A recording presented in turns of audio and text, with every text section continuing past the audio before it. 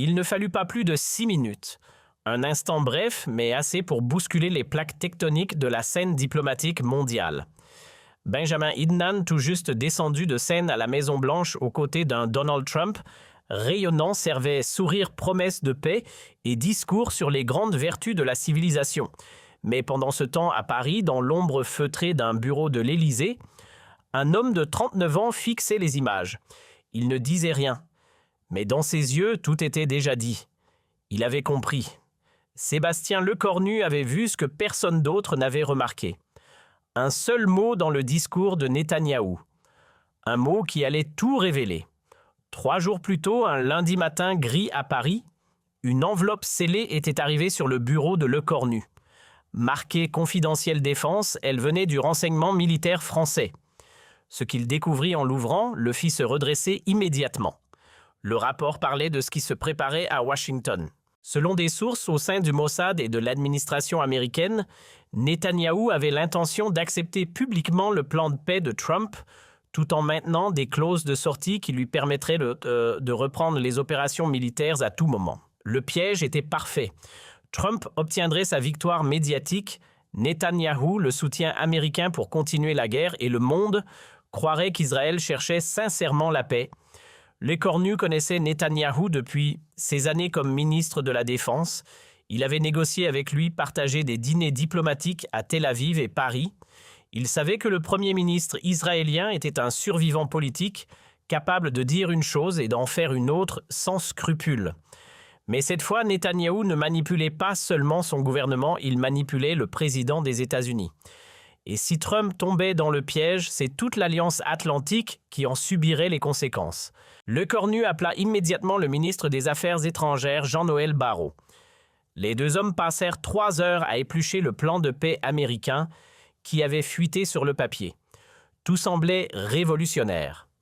Fin immédiate de la guerre, libération des otages, aide humanitaire massive, démilitarisation du Hamas, gouvernement technocratique temporaire à Gaza.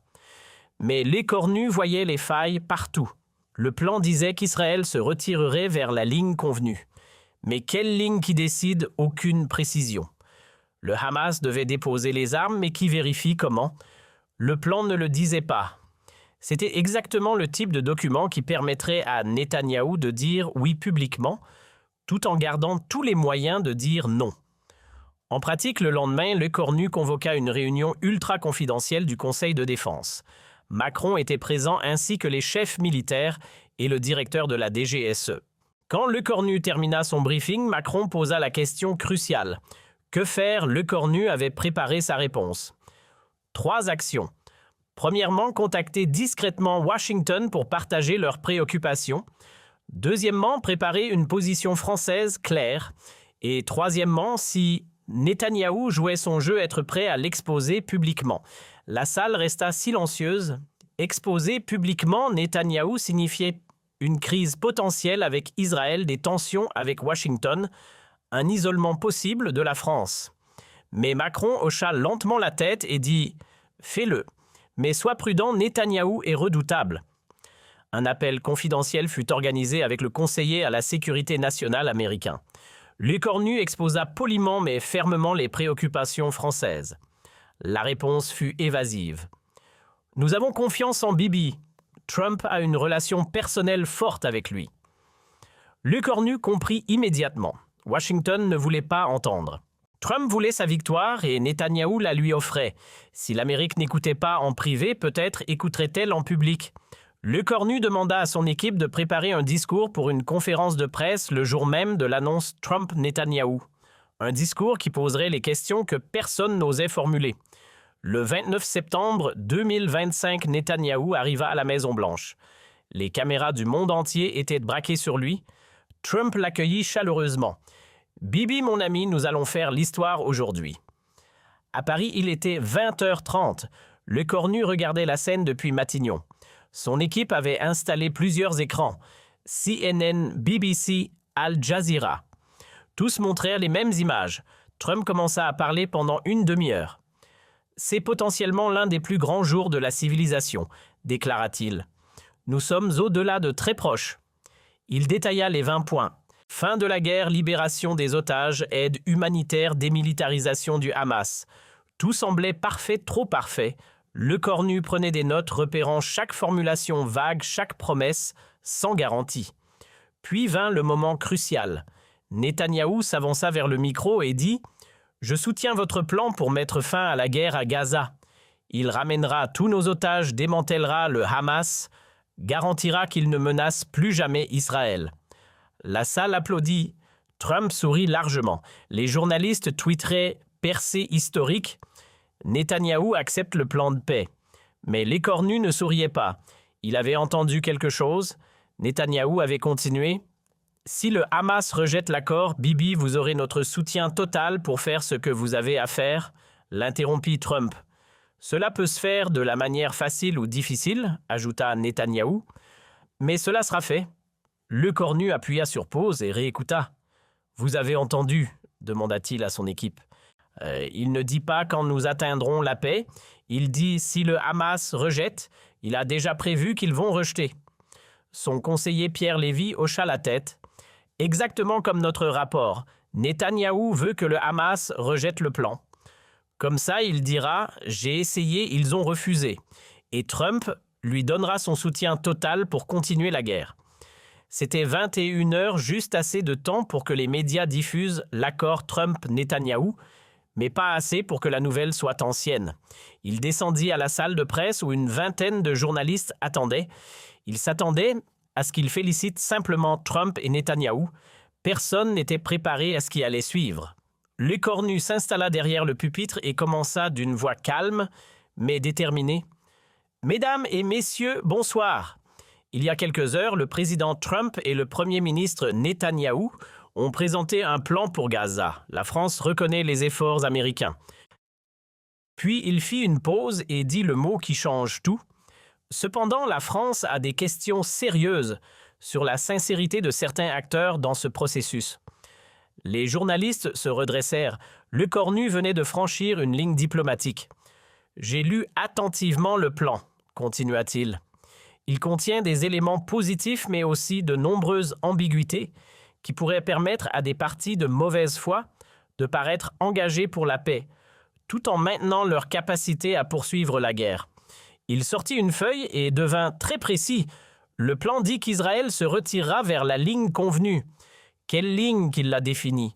Le plan ne le dit pas. Le Hamas doit déposer les armes. Qui vérifie comment le plan ne le dit pas? Un conseil de paix dirigé par Trump. Quel mandat? Quel pouvoir le plan ne le dit pas? Puis le cornu regarda la caméra et posa la question qui allait faire le tour du monde. La France a une question simple pour le Premier ministre Netanyahou.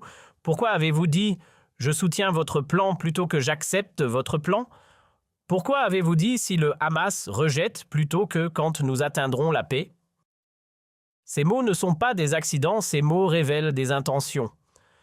Le silence dans la salle était total. Un Premier ministre français, en fonction depuis 20 jours, venait de remettre publiquement en question la sincérité de Netanyahou devant le monde entier.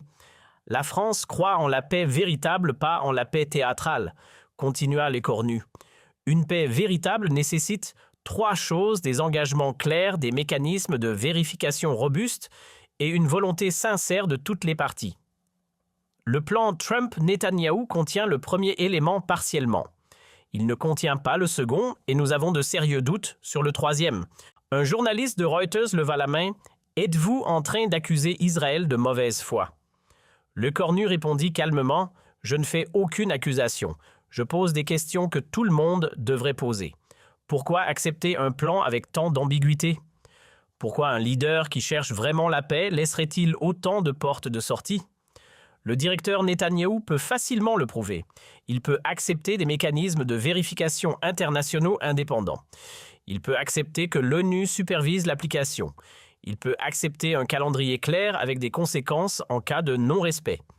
S'il accepte, je m'excuserai personnellement et publiquement. Mais s'il refuse, il laissa la phrase en suspens.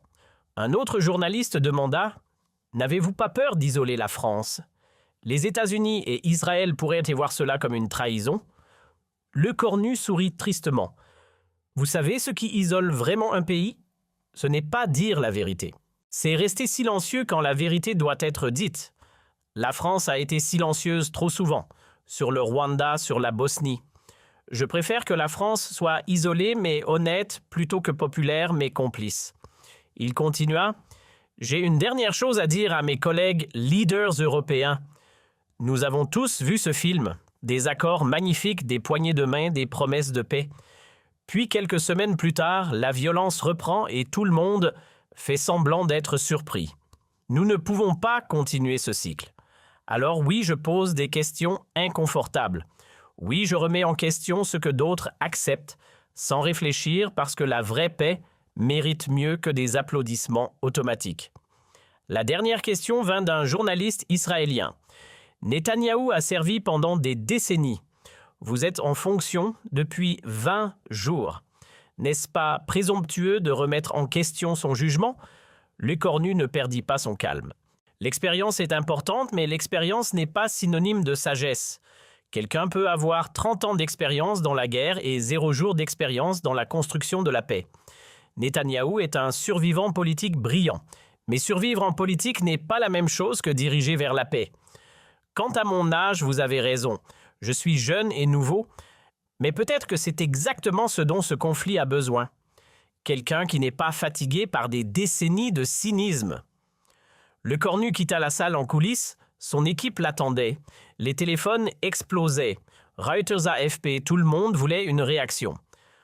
Le ministère israélien vient de publier un communiqué disant que vos commentaires sont profondément décevants. Lecornu hocha la tête. Il s'y attendait. Son téléphone sonna. Numéro privé, préfixe américain, c'était Trump. « Sébastien, qu'est-ce que tu viens de faire ?» La voix de Trump était forte mais contrariée. « J'ai dit la vérité telle que la France la voit, » répondit Lecornu calmement. « N'est-ce pas ce que font les Alliés ?»« Les Alliés se soutiennent mutuellement, » répliqua Trump. « Nous venons d'annoncer un plan historique et toi, tu le remets en question 1 heure plus tard. » Cela ressemble à quelqu'un qui se soucie de vous pour vous dire la vérité plutôt que de vous laisser être piégé, dit Lecornu fermement. Il y eut un silence. Piégé. Tu penses que Netanyahou me piège, monsieur le président? Avec tout le respect que je vous dois, oui. Je pense qu'il vous utilise pour obtenir une couverture diplomatique afin de continuer la guerre. Trump sembla réfléchir. Explique-moi. Lecornu prit une profonde inspiration. Monsieur le Président, regardez comment cela s'est passé. Netanyahou arrive, dit toutes les bonnes choses, soutient votre plan. Les médias vous applaudissent. Magnifique! Mais regardez les mots qu'il a utilisés, je soutiens votre plan. Pas j'accepte pas, je m'engage. Des termes vagues, non contraignants. Puis il dit, si le Hamas rejette, pourquoi si et pas quand nous atteindrons la paix parce qu'il s'attend à ce qu'il rejette. Et quand ils rejetteront, vous lui avez déjà dit devant les caméras, tu auras notre soutien total pour faire ce que tu as à faire. Vous venez de lui donner un chèque en blanc. Il va maintenant s'assurer que le Hamas rejette, puis il vous dira, vous voyez, j'ai essayé, vous étiez témoin. Maintenant, je dois continuer la guerre et vous avez promis de me soutenir. Le silence dura plusieurs secondes. Quand Trump parla à nouveau, il semblait troublé. Tu penses vraiment qu'il ferait ça? Je ne pense pas, je sais. Nos services de renseignement ont intercepté des communications du bureau de Netanyahou. Il a dit à ses proches qu'il ne croit pas que le Hamas acceptera et que s'ils acceptent, il trouvera un moyen de dire qu'ils violent les termes. Trump resta silencieux. « Si tu as raison, je vais avoir l'air d'un idiot. »« Non, monsieur le président. Si j'ai raison et que vous agissez maintenant, vous aurez l'air d'un leader qui ne se laisse pas manipuler. Mais si vous ignorez cet avertissement et que Netanyahou fait exactement ce que je dis, alors oui, l'histoire ne sera pas gentille. »« Qu'est-ce que tu me suggères ?» demanda Trump. C'était la première fois qu'il demandait conseil plutôt que de dicter. Ajouter des garanties au plan, dit Lecornu. Insister sur des mécanismes de vérification internationaux indépendants. Dire à Netanyahou qu'il doit accepter une supervision de l'ONU et clarifier que votre soutien est conditionnel au respect réel de l'accord. Si vous faites cela, vous serez le président qui a réellement apporté la paix. Si vous ne le faites pas, vous serez celui qui a été joué par Netanyahou. Le choix vous appartient. Trump soupira. Tu joues un jeu dangereux, Sébastien. Netanyahou est puissant. Il a des amis partout, des amis riches. Je sais, répondit l'écornu. Mais j'ai quelque chose qu'il n'a pas. J'ai raison. Et tôt ou tard, la vérité l'emporte. Trump dit « J'espère que tu sais ce que tu fais parce que si tu te trompes, tu passeras pour un amateur arrogant. » « Et si j'ai raison, demanda l'écornu. « Alors tu seras un héros, admit Trump, mais tu auras aussi fait un ennemi mortel. Netanyahou ne pardonne jamais. »« Je peux vivre avec ça, dit l'écornu. Ce avec quoi je ne peux pas vivre, c'est me taire et regarder des milliers d'autres personnes mourir. » Trump raccrocha sans dire au revoir. Quelques heures plus tard, à 2h30 du matin, les nouvelles commencèrent à arriver. CNN rapportait que Trump avait convoqué une réunion d'urgence avec son équipe. Puis à 4h15, l'impossible se produisit. La Maison-Blanche publia une déclaration clarificatrice disant que Trump s'attend à ce que toutes les parties, y compris Israël, respectent pleinement les termes de l'accord et que le soutien américain est conditionnel à une mise en œuvre réelle et vérifiable. Ce n'était pas exactement ce que l'écornu avait demandé, mais c'était un pas dans la bonne direction. Un signal que Trump avait entendu l'avertissement. À Tel Aviv, Netanyahou lisait la déclaration à 5h15 du matin. Il n'avait pas dormi, il savait exactement ce qui s'était passé. Ce jeune premier ministre français avait fait quelque chose que personne n'avait osé faire. Il avait défié Netanyahou publiquement et fait douter Trump. À 10h, une Netanyahou convoqua une conférence de presse à Jérusalem. Son visage était grave. Je viens d'apprendre que le Premier ministre français a choisi de remettre en question la sincérité d'Israël dans notre quête de paix. Je trouve cela profondément troublant. La France prétend être un ami, mais choisit ce moment pour semer le doute. Un journaliste français l'interrompit. Le Premier ministre Lecornu n'a pas mis en doute votre droit à la sécurité. Il a posé des questions spécifiques sur les ambiguïtés du plan. Pouvez-vous y répondre ? Netanyahou eut un regard d'affrontement. Je ne prends pas de leçon de paix d'un homme qui est au pouvoir depuis 20 jours. Savez-vous combien de crises j'ai gérées en 30 ans ? Il poursuivit. Le Premier ministre Lecornu parle de mécanismes de vérification. Laissez-moi lui rappeler que nous avons essayé cela.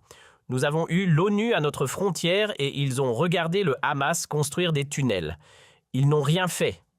Un autre journaliste demanda « Accepteriez-vous une supervision internationale vraiment indépendante ?» Netanyahou secoua la tête. La seule garantie de la sécurité d'Israël, c'est Israël. Nous ne confierons jamais notre survie à des bureaucrates de l'ONU qui votent contre nous à chaque occasion.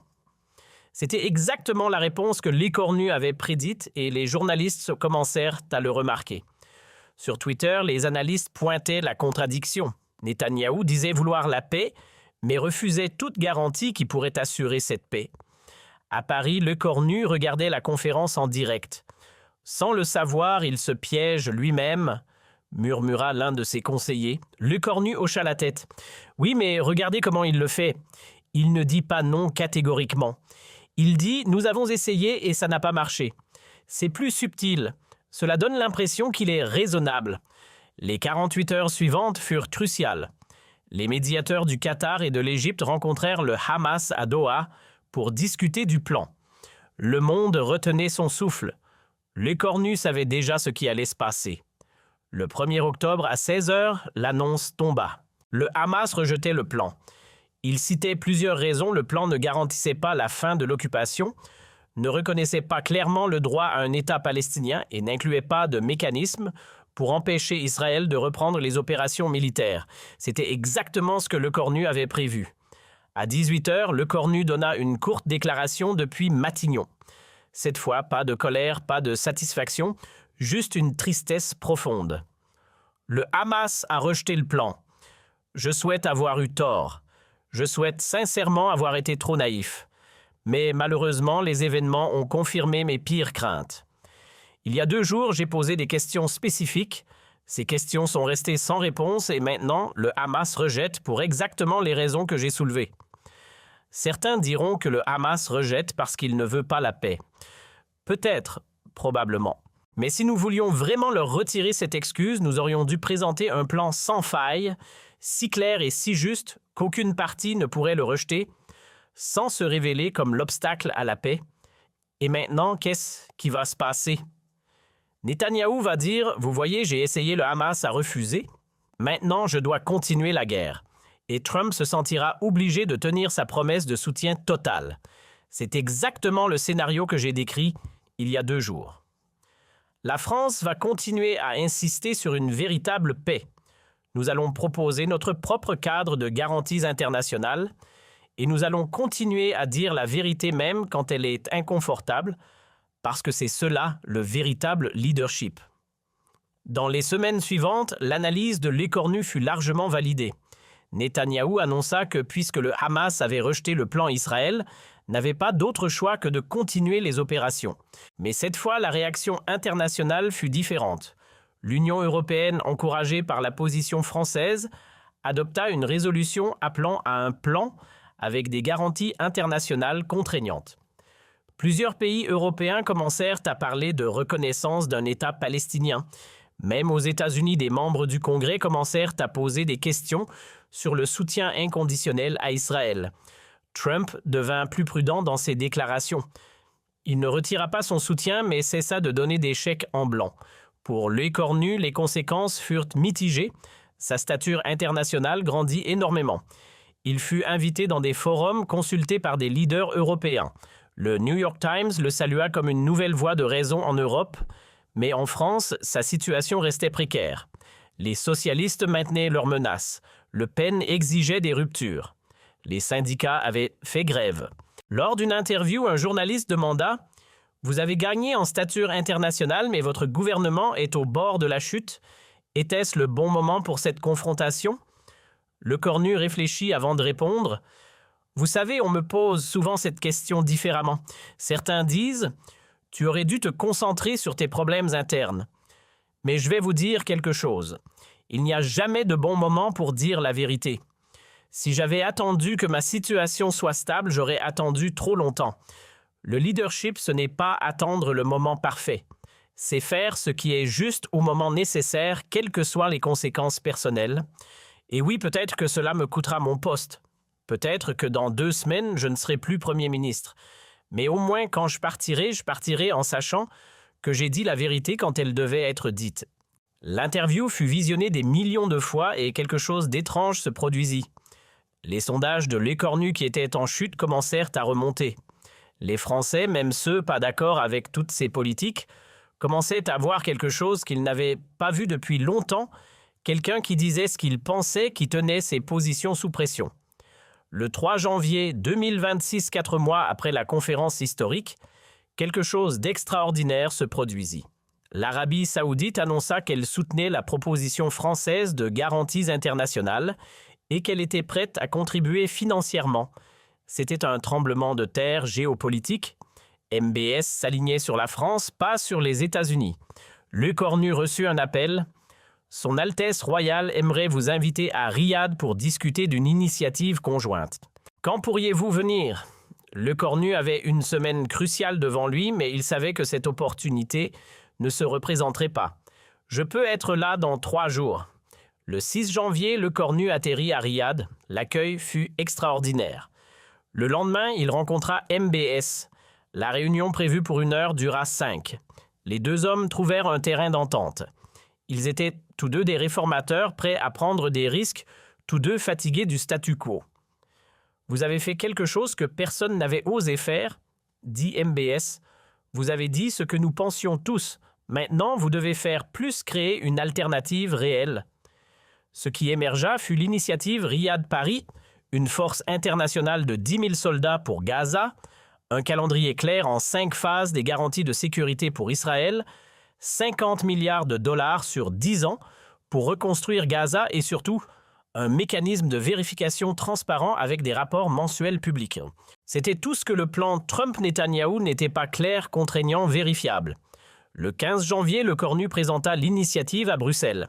La réaction fut divisée, mais quelque chose d'intéressant se produisit.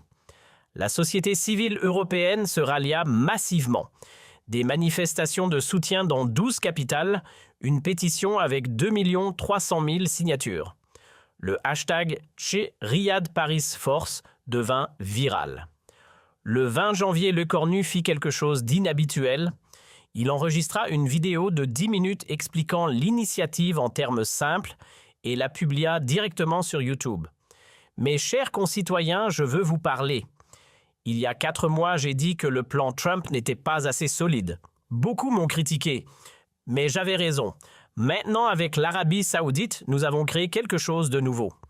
Pas un plan vague, mais un cadre concret avec des garanties réelles. Je ne sais pas si ça réussira, mais nous devons essayer. J'ai besoin que vous fassiez pression sur vos gouvernements parce que la paix vient de la volonté populaire. La vidéo fut visionnée 15 millions de fois. Pour la première fois, un plan de paix captivait l'imagination populaire. Le 1er février, le Conseil de sécurité de l'ONU devait voter sur l'initiative. C'était le test. La veille, Lecornu reçut 3 appels cruciaux. Le premier venait de Trump. « Tu sais que je ne peux pas soutenir publiquement ta proposition. Ça aurait l'air d'admettre que mon plan était insuffisant. » Lecornu répondit « Vous n'avez pas besoin de la soutenir. Il suffit de ne pas utiliser votre veto. Laissez la communauté internationale décider. » Long silence. « Si je fais ça, Netanyahou va me massacrer politiquement. »« Peut-être, » admit Lecornu. « Mais l'histoire vous jugera sur les résultats. Voulez-vous être le président qui a bloqué une chance de paix parce que vous aviez peur de Netanyahou ?» Autre silence. Puis Trump dit « Tu sais quoi, gamin, tu as des couilles.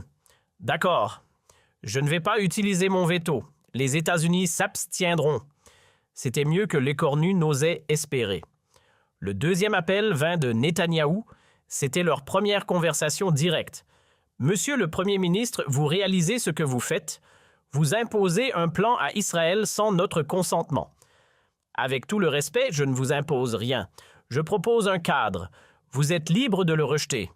Mais si vous le rejetez, le monde saura que c'est Israël qui refuse une paix vérifiable. Vous me mettez dans une position impossible. Non, je vous mets dans une position où vous devez choisir entre la vraie paix et la guerre perpétuelle.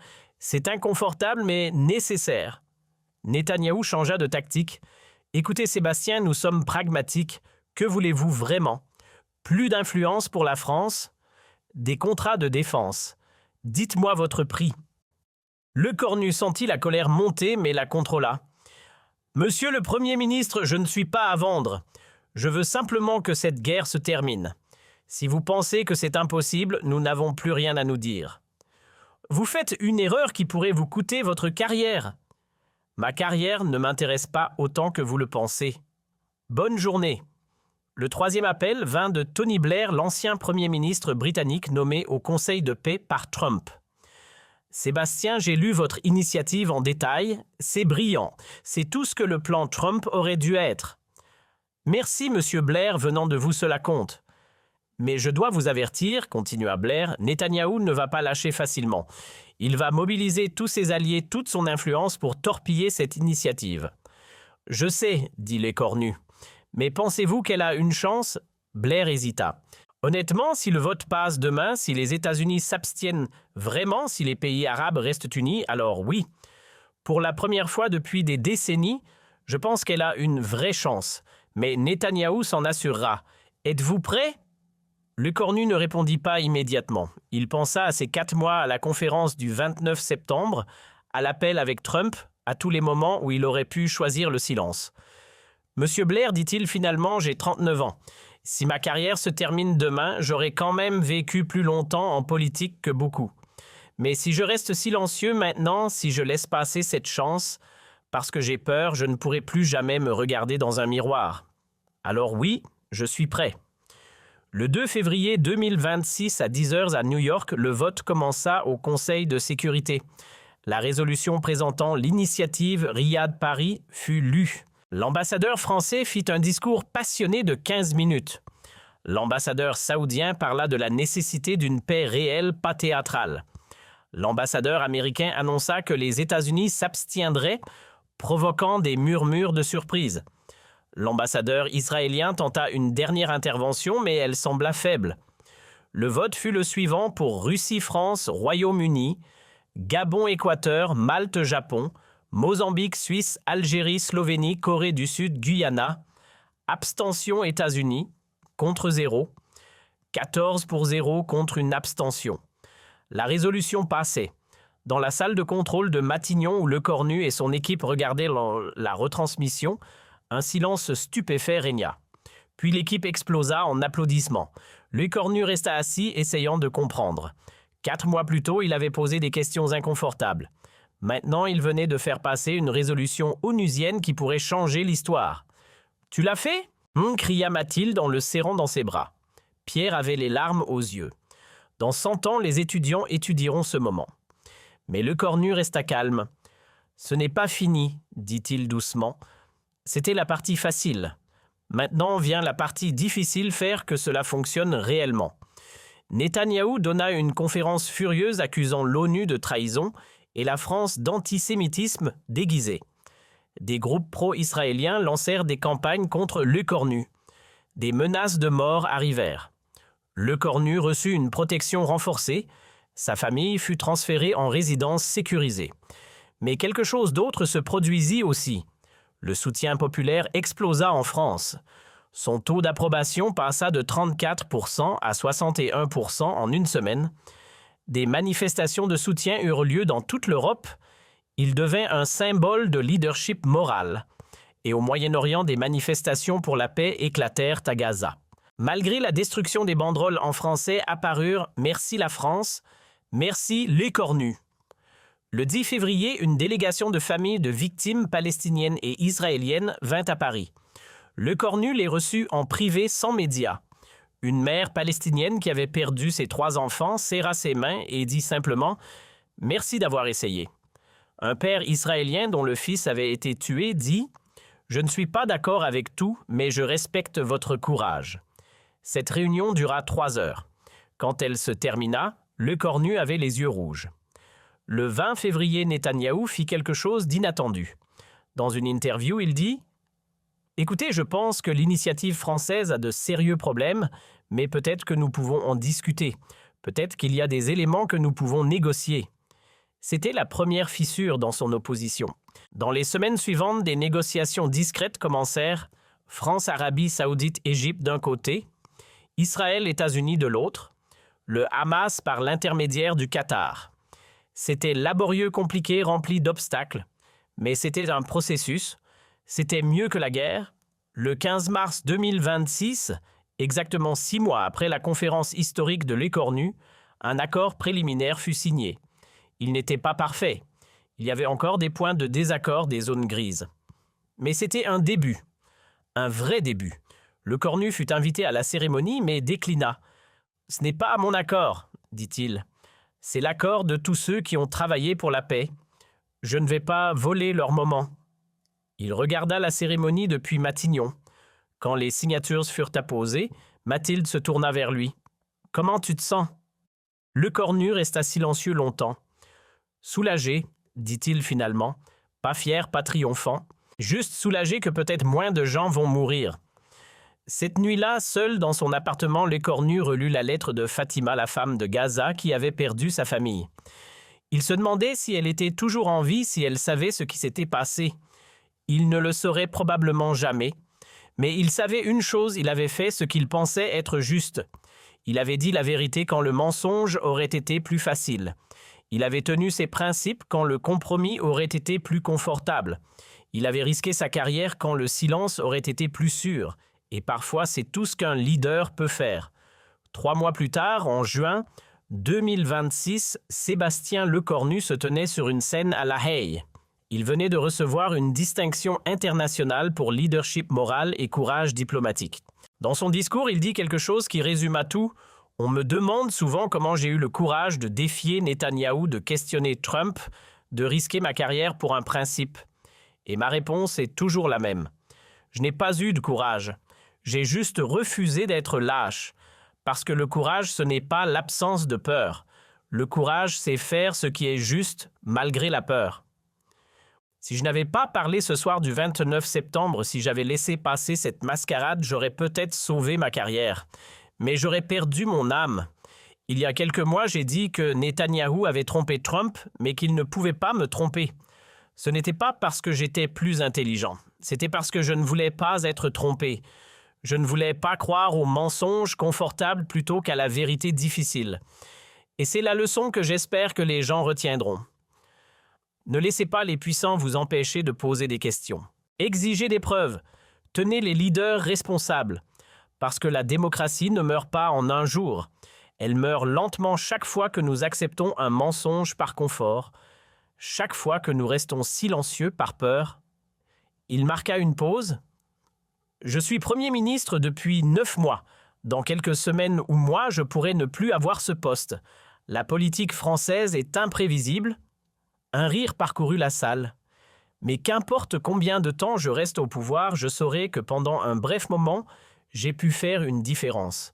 J'ai pu dire la vérité, j'ai pu tenir tête aux puissants, j'ai pu défendre les sans-voix, et si un jeune homme ou une jeune femme quelque part regarde ce qui s'est passé et se dit « Moi aussi je peux avoir ce courage, alors tout cela en aura valu la peine. » Parce qu'à la fin, nous ne serons pas jugés sur combien de temps nous avons été au pouvoir. Nous serons jugés sur ce que nous avons fait avec ce pouvoir. Et j'espère, je prie, que quand mon heure viendra, je pourrai dire « J'ai fait ce que je pensais être juste, quelles qu'en soient par les conséquences. » L'audience se leva en standing ovation. Mais l'écornu ne souriait pas de satisfaction. Il pensait à Fatima de Gazaï. Il pensait aux familles qu'il avait rencontrées. Il pensait à tous ceux qui avaient rien souffert pendant que les politiciens jouaient leur jeu. Et il se fit une promesse silencieuse. Tant qu'il aurait une voix, tant qu'il aurait une plateforme, tant qu'il aurait une once d'influence, il continuerait à dire la vérité. Parce qu'à la fin, Netanyahou avait peut-être trompé Trump, mais il n'avait pas pu tromper l'écornu. Non pas parce que l'écornu était plus intelligent, mais parce qu'il avait choisi de voir la vérité même quand le mensonge aurait été plus confortable. Et dans un monde de mensonges politiques, de fausses promesses et de théâtre diplomatique, ce simple choix, voir et dire la vérité, était devenu révolutionnaire. C'était devenu, contre toute attente, le début d'un changement. Un changement fragile, incertain, menacé, mais un changement quand même. Et parfois, c'est tout ce qu'on peut espérer. Parfois, un moment de vérité peut changer le cours de l'histoire. Ce soir du 29 septembre 2025, quand un jeune Premier ministre français de 39 ans avait osé poser les questions que personne d'autre ne posait, avait été un de ces moments. L'histoire se souviendrait que ce jour-là, quelqu'un avait refusé d'être trompé, et ce refus avait tout changé.